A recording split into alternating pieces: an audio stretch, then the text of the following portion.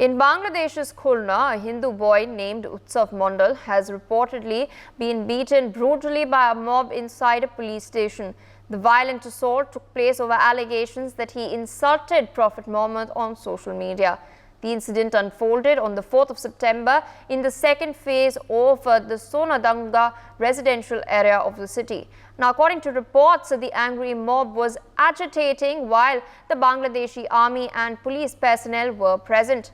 A statement issued by the Directorate of Inter-Services Public Relations confirms that the boy is alive and is being treated at a hospital under army supervision. However, the Hindu boy, Utsav Mondal, will be handed over to law enforcement agencies as he is booked in a blasphemy case.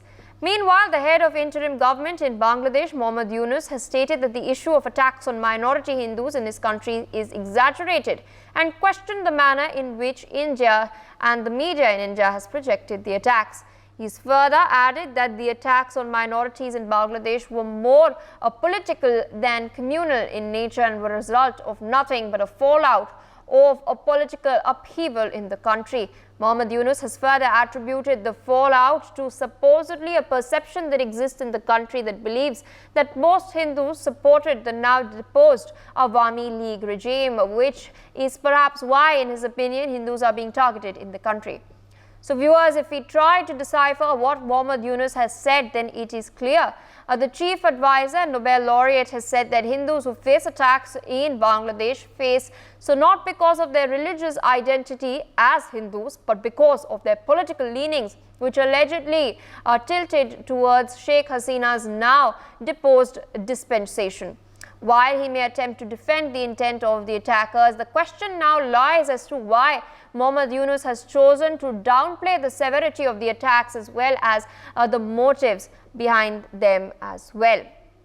With us on the broadcast is my colleague Brian Anthony Thomas. Brian, can you take our viewers through what exactly transpired on the 4th of September? Several reports have been trickling in regarding the assault of this young boy inside a police station, no less, in the presence of army and police personnel in Bangladesh.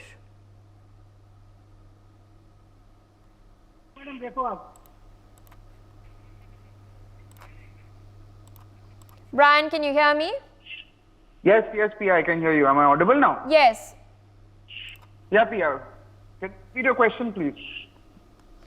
All right, Brian, I've asked you in length, in fact, about the incident that has taken place. Could you shed more light on that?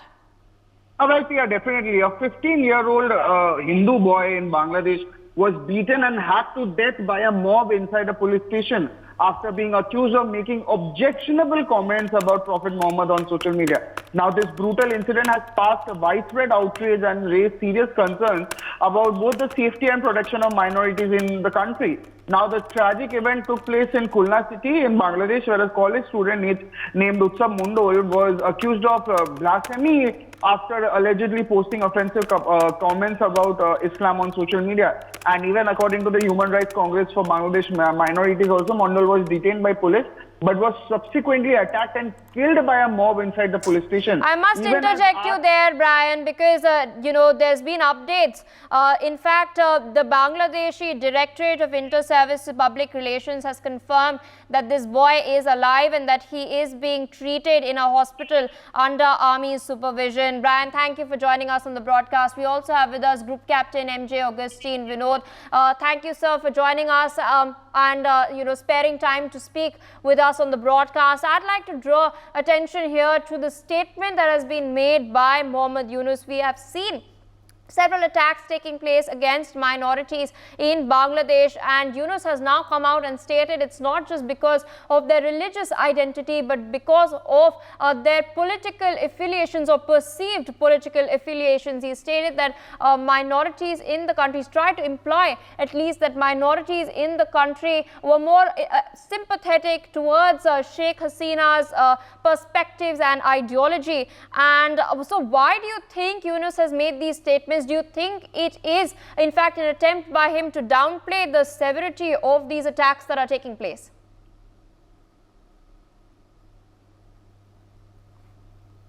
I'll give you some context as well. First and foremost is connect this statement with our Defense Minister Sri Rajnath's statement yesterday in JCC, Joint Commanders Conference, where he said, be prepared for anything from our neighbors, and specifically, I think he meant the neighbor which is undergoing an upheaval, which is Bangladesh. That is point number one. Point number two, and this is a very, very important point. In Hinduism, in Sanatana Dharma, we can question anything. In fact, in our scriptures, there are many, many instances where Devtas go and question Sri Krishna, and he answers it. I mean, Narad goes and questions him, am I not your biggest bhakt? And he gives a wonderful answer, and there is an exchange of ideas between two people, including God. And that is the way Sanatana Dharma is built. That is to question, to inquire, and therefore gain knowledge. So to understand this kind of mindset in an Hindu household vis-a-vis and any Abrahamic religion's mindset is something which Hindus have to probably come to grip with, because in any Abrahamic faith, questioning is something A, not encouraged, and B, it is considered a blasphemy. So I would only request the minorities of Bangladesh to refrain from doing such a thing, because the book now clearly gives you a license to go ahead and cull you. So that is point number one. And point number two, I probably agree with Mr. Yunus when he says that the minorities were with him. That probably is true, because as it was unfolding, I was following the social media. The Bangladeshi Hindus were, most of them were with Mr. Yunus. I don't think he is lying on that front. But to brush it off saying that it is a political thing, it is wrong, because whether you are educated, uneducated, college going, school going, the moment you say anything against any Abrahamic religion, the entire people get together, they become a mob, and they have the license to kill you, as simple as that. Whether the law of the land takes precedence or not, in this case, clearly it did not. And point number 4, which is a bigger issue, is do we as a Hindu majority nation have a moral responsibility to protect Hindus who are residing in other countries? That is something which the government of India needs to really, ponder, bring policy about, because we need to understand, and I say this for you as well as for our viewers, there is difference between nation and nation state. Nation state is when you have the people of the same nation inside a geographical boundary, like Indians living in India, is nation state. Whereas nation, when you say nation, India as a nation, it includes people, Indians, who are living not only in India but everywhere else in the world. So as a nation, do we have responsibility towards people who are living outside the nation state? That is something India has to really ponder, because you look at Americans.